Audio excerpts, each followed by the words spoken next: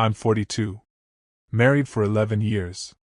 2 kids, a mortgage, a calendar full of soccer practices and dentist appointments. The kind of life that felt boring in a good way. Predictable. Safe. My wife and I met in our late 20s, when we were both still pretending we knew who we were. We grew up together in a lot of ways. Built routines. Built trust. Built a story I thought I understood. Before all this, I would have described my marriage as solid. Not perfect, but honest. We argued about money, about whose turn it was to clean the kitchen, about my tendency to emotionally shut down. Normal stuff. Nothing that screamed disaster incoming. The night everything broke was supposed to be harmless. Her company's annual party. Open bar, hotel ballroom, coworkers I'd heard about but never really met. I didn't go, kids had school, and honestly, those things bored me. She kissed me goodbye and said she'd be home early.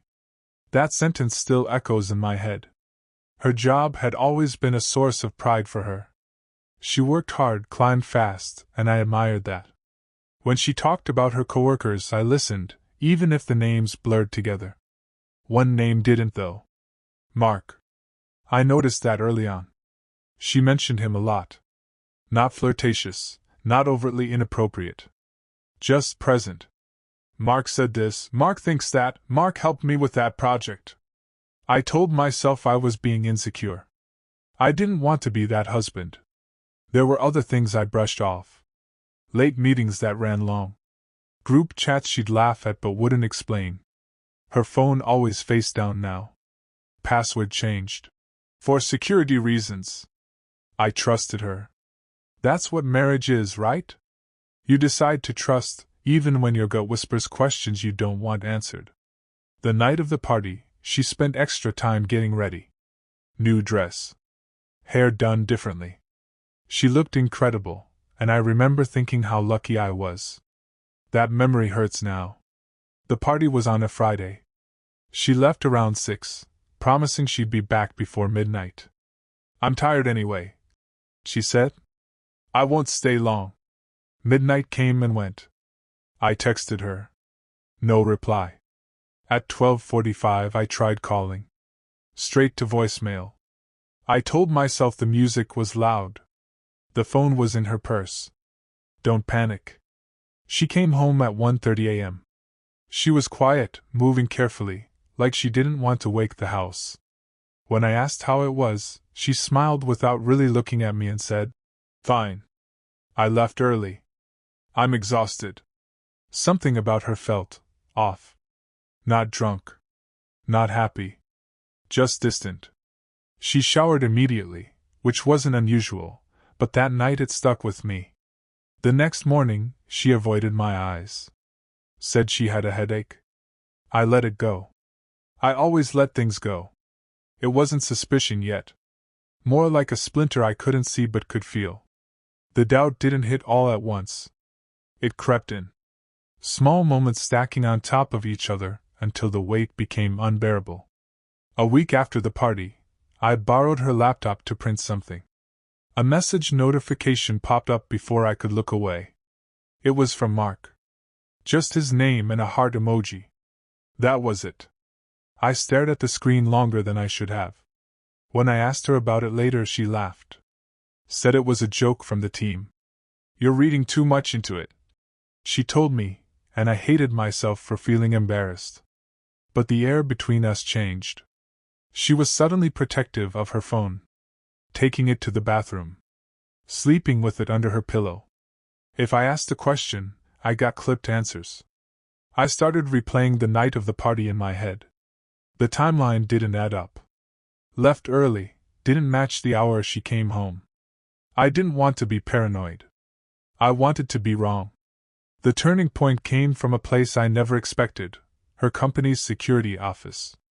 She forgot her access badge at home one morning. Asked me to drop it off at her office. While I was there, I waited in the lobby, killing time, watching people come and go. On the wall behind the receptionist were multiple security screens. Parking garages. Elevators. Hallways. And one labeled Event floor archive. I don't know why I asked. Maybe my gut finally took over. I made some excuse about a lost item from the party. The receptionist hesitated, then called security.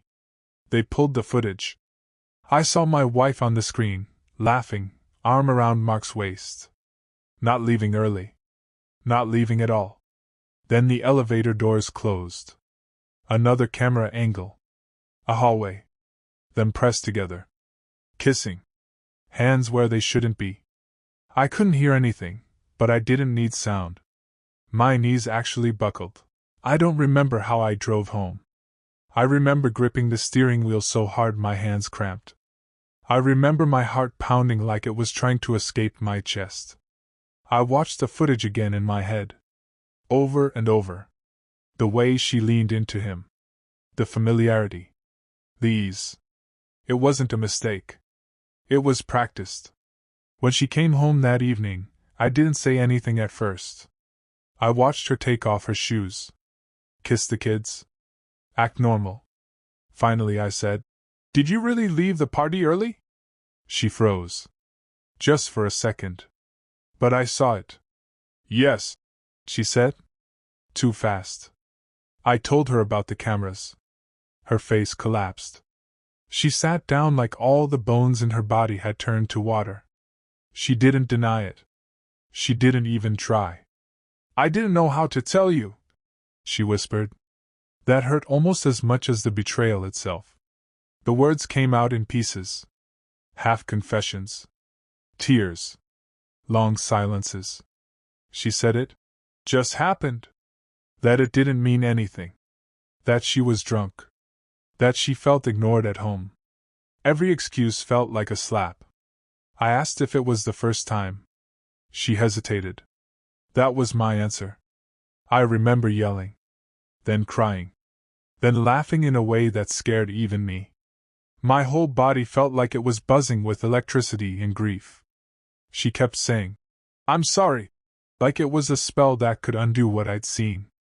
I asked why she lied about coming home early. "Because I knew you'd never forgive me," she said. That sentence broke something deep inside me. She knew. She did it anyway. That night, I slept on the couch, staring at the ceiling, wondering how a life could split in two so cleanly. The days after were a blur. We tried to function for the kids. Breakfasts. School drop-offs. Pretending everything was fine. Inside, I was unraveling. I couldn't eat. Couldn't focus. Every quiet moment filled with images I didn't want but couldn't stop. Her laugh on that screen. Her body turned away from me. We talked in circles. She minimized. I questioned. She cried. I shut down. She said it was over with him. That she'd transfer teams. That she'd do anything to fix this. But trust isn't something you can patch with promises. I felt ashamed for still loving her. Angry at myself for missing the signs. Terrified of what divorce would do to our kids. At night, lying alone, I wondered if I was weak for considering forgiveness or strong for walking away. I didn't know who I was anymore. The confrontation with Mark happened accidentally. I ran into him at a grocery store near our house. He recognized me instantly. He looked guilty. Nervous. Said my name like he knew me. "I didn't mean to hurt you," he said, as if that mattered. As if intention erased damage. I don't remember what I said. I remember my hands shaking. I remember wanting to punch him and hug him at the same time, just to make the pain go somewhere else. When I told my wife about the encounter, she got angry at me. Said I shouldn't have talked to him. That it was handled. That's when I realized something else had broken. Not just fidelity. Respect. Friends noticed something was wrong. Family asked questions. We lied. Or I did. She stayed quiet. Carrying someone else's secret is heavier than carrying your own. Therapy was her idea. Couples counseling. A neutral space. A chance to rebuild. I went. I sat on the couch and listened as she talked about feeling unseen, unfulfilled, disconnected. I heard myself apologize for things I didn't know were crimes. The therapist asked if I wanted to stay married. I didn't know how to answer. Some days I missed her so badly it felt physical. Other days I couldn't stand to look at her without seeing the footage. Intimacy became impossible. Every touch felt contaminated by doubt. Every "I love you" sounded rehearsed. I started having panic attacks. At work. In the car. Once in the shower, where no one could see. I felt like a ghost in my own life. The consequences didn't arrive all at once. They seeped into everything slowly, like water damage behind a wall. At first, it was small things. I stopped volunteering for projects at work. I missed deadlines. I'd stare at my screen and realize I'd been replaying the same conversation in my head for 20 minutes. At home, I became someone I didn't recognize. Short-tempered. Withdrawn. Our kids noticed before we did.